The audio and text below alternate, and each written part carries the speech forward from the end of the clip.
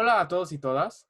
En este video hablamos con Víctor Espíndola, profesional en la comunicación y las relaciones públicas, sobre cuáles son las actitudes y las aptitudes de un publirelacionista.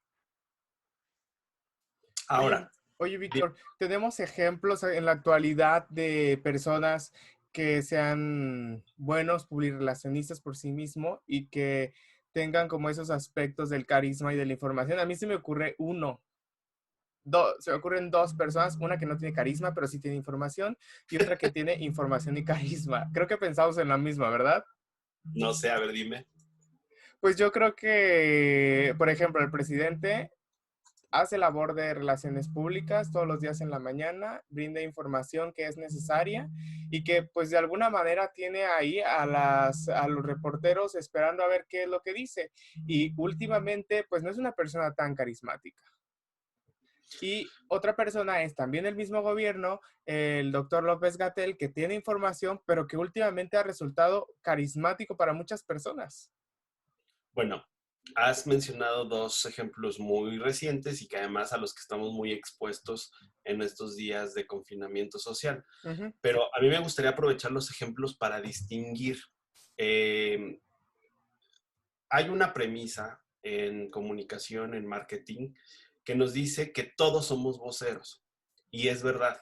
Significa que cualquier integrante de una organización termina por ser vocero de esa organización en sus actos, en su forma de hablar, de vestir, de presentarse, incluso hay cosas que pudieran ser dañinas para la organización, aunque no tengan que ver con la organización. Estamos hablando de cosas más personales, familiares, que pueden tener un impacto en medios de comunicación y que, aunque no era su función, la de esa persona, termina por afectar la reputación de la organización. Entonces, la premisa es real, todos somos voceros. Sin embargo, hay quienes tienen estrictamente identificado el rol dentro de la organización. El presidente ha decidido ser el vocero de su gobierno, pero esa no es su función de una manera organizacional. Su función debería de ser gobernar, es titular del Ejecutivo, pero él ha decidido ser el principal vocero. No digo que esté mal, simplemente es una decisión que va muy de acuerdo con su personalidad, con su propia historia. Ya lo hizo una vez cuando fue jefe de gobierno en el Distrito Federal, en el entonces Distrito Federal, hoy Ciudad de México.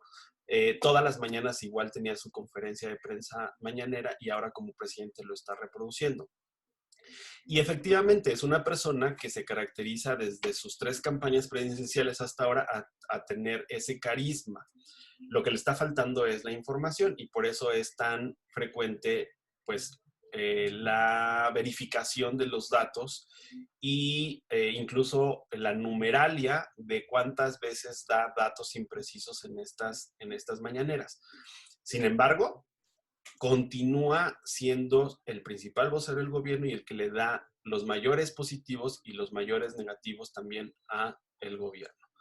Y por otro lado está López Gatell, que tenía una función primero organizacional de dirigir los esfuerzos de combate oficial a la pandemia y todo mundo descubrimos que tenía habilidades de comunicación que hoy lo vuelven el principal vocero en esta materia del gobierno. Y efectivamente es una persona con mucho carisma, porque tú ves la manera en que se desenvuelve en cada una de las conferencias o en los mensajes o en las entrevistas y entiendes que hay una manera incluso emotiva de comunicar y que eso lo ha colocado en el corazón de muchas personas. Y además tiene información, ¿no? Porque es un especialista y ha hecho un buen papel en cómo traducir los mensajes que son muy técnicos, muy científicos, a un lenguaje mucho, mucho más común.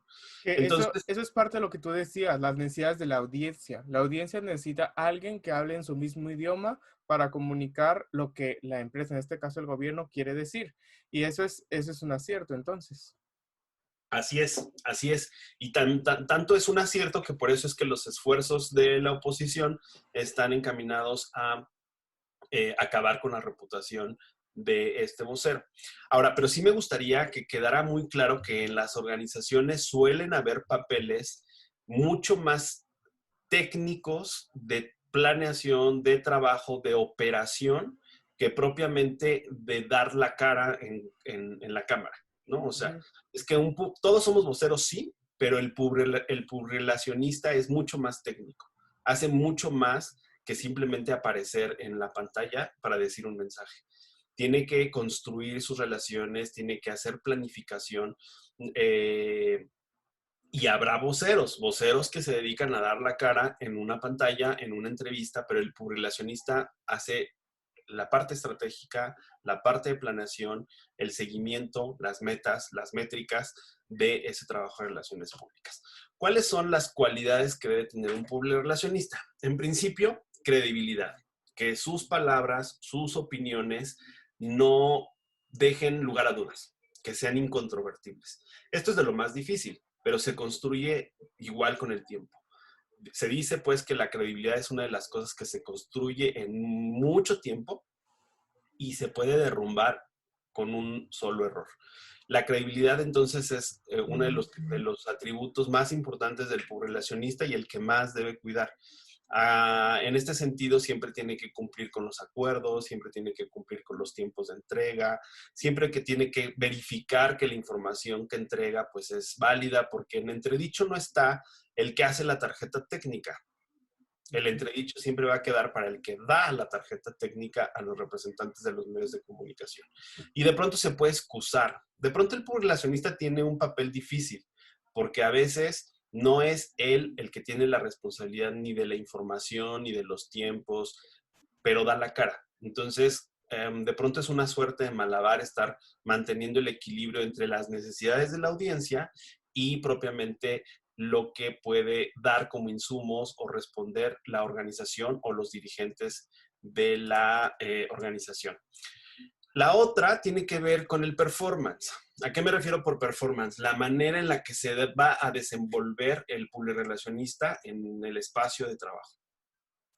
Tiene que ser una persona que tenga habilidades de comunicación verbal, que tenga habilidades de comunicación no verbal, que tenga una seguridad a la hora de hablar, que difícilmente exhiba o muestre sus sentimientos, sus emociones. Es un poco como lo que se requiere. Les voy a poner un ejemplo. En algún punto me tocó hacer relaciones públicas, pero se trataba de clientes cuya dinámica o actividad era básicamente nocturna. Entonces, me tocaba de pronto con mucho cansancio llegar a los eventos ya noche y podría yo estar de muy mal humor, podía estar yo muy cansado, ir mentando madres en el auto y a la hora de llegar al evento te tienes que transformar, dar tu mejor cara, sonreír todo el tiempo, saludar por su nombre a todos y a todas. Seguramente recordarán esa escena del Diablo Viste a la Moda, en donde hay una fiesta y las dos asistentes tienen que estarle recordando los nombres de las personas a la jefa, pues porque evidentemente pues es la manera de empatar o de ser empático con el otro. Entonces, esta habilidad de mantenerte zen, de siempre dar tu mejor cara, de mostrarte conciliador, de no caer fácilmente en las emociones, porque entonces puedes dar la señal de que pues estás flaqueando en algo que se espera de ti como portavoz y como publirelacionista de tu organización y de tu marca. Otra cosa súper importante que debe tener un publirelacionista es el conocimiento, la información. Si el publirelacionista desconoce los detalles, con sumo escrúpulo y con suma profundidad de lo que necesita y de lo que se le tiene el encargo de hablar, va a perder credibilidad. O sea, tiene que tener la capacidad de responder o por lo menos de administrar la expectativa. ¿A qué me refiero con administrar la expectativa? Es decir, si llega algún contacto a pedirte cierta información y no la tienes, tener la habilidad para gestionarla y hacer que el contacto no se desespere, que sea paciente, que le entregues en el tiempo y en la forma en que quedaste. Es decir, administrar pues la expectativa. Entonces, pero Antes que eso, digamos que ese es el escenario emergente en donde no tienes la información. Antes que eso, tienes que hacer que tengas la carpeta completa con todos los detalles, que no solamente la tengas, sino que la estudies, porque entonces vas a poder responder de forma muy inmediata y también mantener esa credibilidad y esa reputación de la que estamos hablando. Les voy a poner un ejemplo muy, muy reciente. Hace poquito estábamos comunicando un estudio sobre la calidad del aire en el Valle de México. En muchas ciudades de la República, Monterrey, Guadalajara mismo, Mexicali, en muchas ciudades que típicamente son ciudades contaminadas, se pensaba que ahora que estamos en confinamiento social, pues la contaminación iba a disminuir. Y efectivamente hay lugares en donde se ha disminuido, sobre todo en donde las fuentes móviles, es decir, los automóviles y el transporte, son los principales los que contribuyen más a la contaminación ambiental. Sin embargo, lo que vimos en algunas ciudades como Monterrey, Ciudad de México, es que a pesar de haberse reducido en un 70-80% la movilidad, la contaminación continuó. Y bueno, no los voy a marear con el tema que es muy técnico, pero hay dos tipos de contaminación. Está el ozono y están las partículas. En esta época de calor, la contaminación se da por ozono y en la temporada de frío se da por partículas. Bueno, pues lo que vimos es que había partículas en esta temporada de calor. Entonces, una persona de un medio de comunicación nacional me dijo, ya había yo hecho el reportaje hace 2 semanas de que hay contaminación. Si yo no hubiera estudiado el documento, que lo hicieron científicos, yo no soy científico, yo soy comunicólogo, no hubiera sabido qué responderle. Y mi respuesta fue, efectivamente, ya se había informado de que había contaminación, pero por ozono. Lo novedoso es que ahorita hay contaminación por partículas. Entonces, por eso se volvía actual el comunicado. Por eso es súper importante que el relacionista sepa de lo que está hablando y no nada más sea un vehículo. Entienda hasta donde más pueda la información.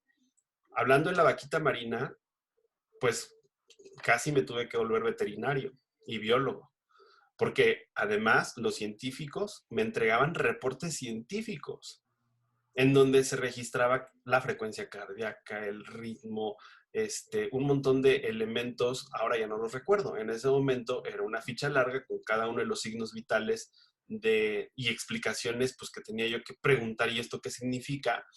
Porque no es lo mismo la ficha técnica del científico a lo que le vas a entregar a los medios de comunicación. Entonces, aparte de conocer el tema, lo tienes que traducir. Esa es otra de las cosas que tendría que tener un publirelacionista. La otra cosa es disponibilidad. Lamentablemente el trabajo de un publirelacionista es estar al pie del cañón todo el tiempo y a toda hora. Quienes decidan dedicarse a esto tienen que entender que puedes estar en un bar, que puedes estar en una fiesta y tienes que estar atendiendo a tus contactos. Dependiendo de la materia. Hay materias que sí se ciñen a los horarios laborales de 9 a 6, pero hay otros temas que no van a ceñirse a esos horarios. Yo les puedo decir que la vaquita marina que murió, el ejemplar de vaquita marina que murió fue un sábado a las 10 de la noche. El sábado de Halloween. Algo así. Cuando todo el mundo estaba en la fiesta. Y pues evidentemente ahí la noticia no para. No lo comunicamos en la noche, porque eran las 10 de la noche, pero preparamos todo para comunicarlo al día siguiente, que fue domingo. Al domingo, al mediodía, todo el mundo ya sabía Sí, la Víctor, que noticia. además hay que recordar que son tan poquitas las vaquitas marinas y que están en peligro de extinción que el que muera una significa que muere un alto porcentaje de la especie.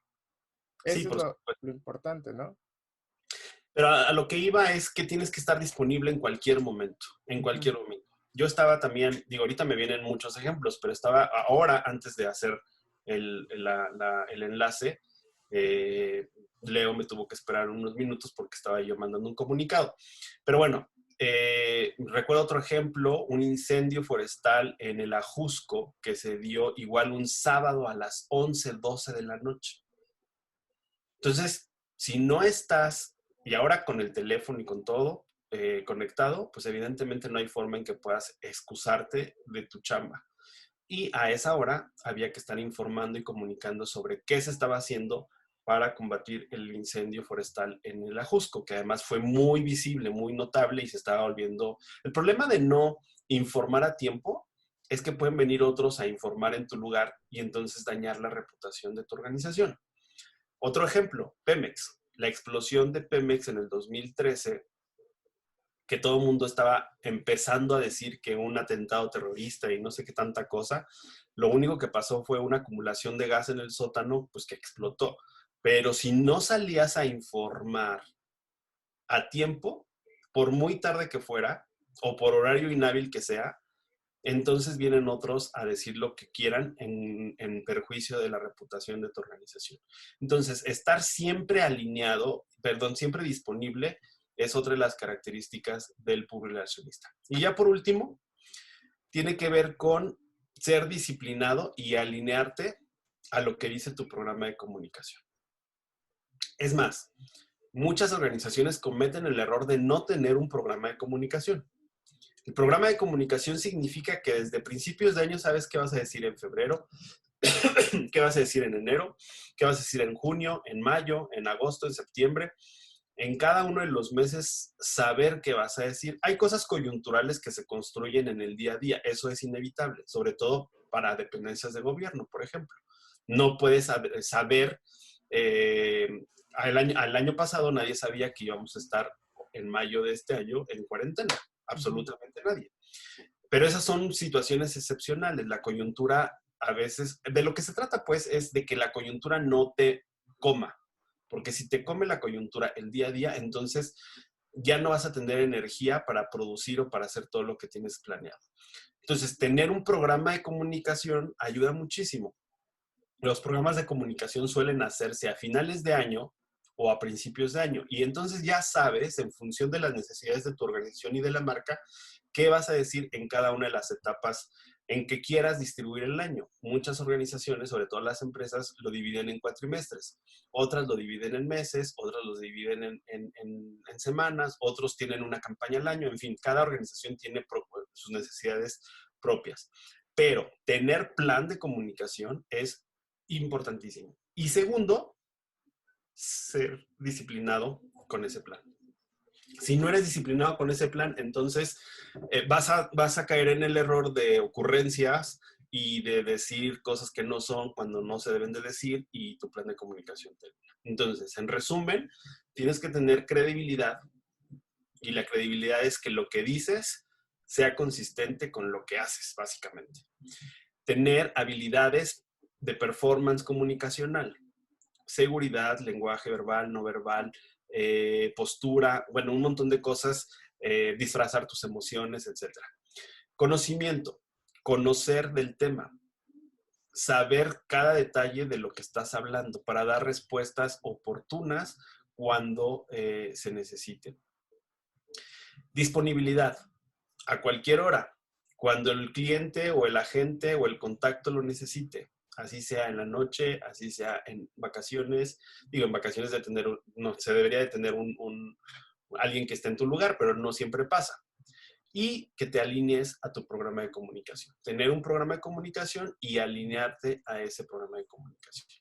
En mi experiencia, estas habilidades pueden hacer que el trabajo de un publirelacionista sea mucho, mucho más efectivo que hacerlo todo de manera azarosa y a la y se va, como nos gusta a los mexicanos. Oye, Víctor, y conociendo todas estas características de un publirelacionista, yo te preguntaría a ti, ha sido tu mejor experiencia en el desarrollo profesional cuando hablamos de comunicación y medios? ¿Qué ha sido lo que más te ha gustado? Pues el año y medio, casi 2 años que estuve en la Secretaría de Medio Ambiente, sin lugar a dudas fue el trabajo que más me ha permitido desarrollarme profesionalmente y además el que mejor proyección me permitió, porque los temas eran y siguen siendo súper, súper, súper nobles. Además, éramos un equipo numeroso, muy talentoso el equipo, éramos como 60 personas aproximadamente, que nos permitió hacer de todo. Hacíamos documentales, exposiciones, concursos fotográficos, en redes sociales, transmisiones en vivo, como 4 o 5 veces a la semana con diferentes temas y diferentes productos. Eh, Hicimos un documental con la productora de Leonardo DiCaprio, tuvimos premieres, un documental también sobre la selva lacandona, pero además de todo, la gratificación era enorme, porque me ha tocado participar en otros proyectos en donde al final del día yo me preguntaba, bueno, ¿y de qué sirvió mi trabajo el día de hoy? Y mi respuesta era, pues, hacer más rico a alguien, sobre todo, pues, en el mundo comercial. Pero acá, a pesar de que eran jornadas extenuantes y proyectos uno tras otro, la gratificación siempre era, pues, contribuimos a hacer la diferencia. Y de las cosas que más orgulloso me tienen de esa experiencia fue justamente la campaña de Mares Limpios y de Sin Popote, porque en la misma ONU nos agradeció haber hecho esa campaña porque entonces el programa de medio ambiente de la ONU pudo llegar a los cabildos, pudo llegar a los congresos locales, pudo llegar a los tomadores de decisiones y por eso es que hoy es una realidad que en muchos lugares de la República Mexicana ya prohibido las bolsas de plástico y los popotes. Entonces, la comunicación en ese caso se tradujo en una realidad completamente distinta. Apenas hace un par de semanas estaba viendo los materiales que hicimos en aquel entonces y se ven hasta pasados de moda porque todavía hablábamos hace 2 años de decirle no, pues sin popote por favor, y tú ves un spot de esos y dices, pues si ya no hay, ¿no? Entonces son de las cosas que ciertamente son súper, súper, súper gratificantes. Desde luego la experiencia de Vaquita Marina fue otra muy, muy, muy, muy importante, porque fue un mes estar en alta mar conviviendo con 100 personas de diferentes países, de diferentes especialidades, biólogos, veterinarios, ingenieros de sonido, porque a las vaquitas marinas, para quienes no lo sepan, se les puede monitorear a través del sonido que hacen.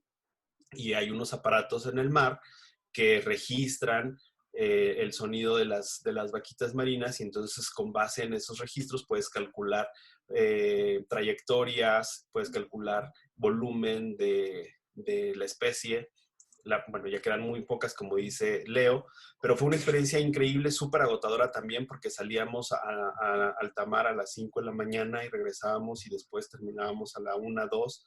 Entonces dormías 3, 4 horas, y evidentemente con las inclemencias del sol y la sal, los veterinarios de pronto estaban con heridas en la cara porque estar todo el tiempo en embarcaciones pequeñas en el mar lo que hace es que se te llena la cara de sal y la sal y el sol, pues lo que hacen es dañar la piel. Entonces imagínense cómo pasaba eso. En fin, eran experiencias muy padres, pero sin lugar a dudas, en términos de gratificación, creo que la experiencia toda de la Secretaría de Medio Ambiente ha sido la mejor, pero evidentemente pues hay de otras naturalezas, ¿no? Desde las comerciales hasta las políticas, las electorales. Ganar una elección siempre va a ser una cosa súper feliz, siempre, porque además estar en una campaña electoral es trabajar muchísimo durante 2 meses, durante un mes, durante 3 meses, según lo que dure la campaña. Muchísimo es muchísimo, a todas horas,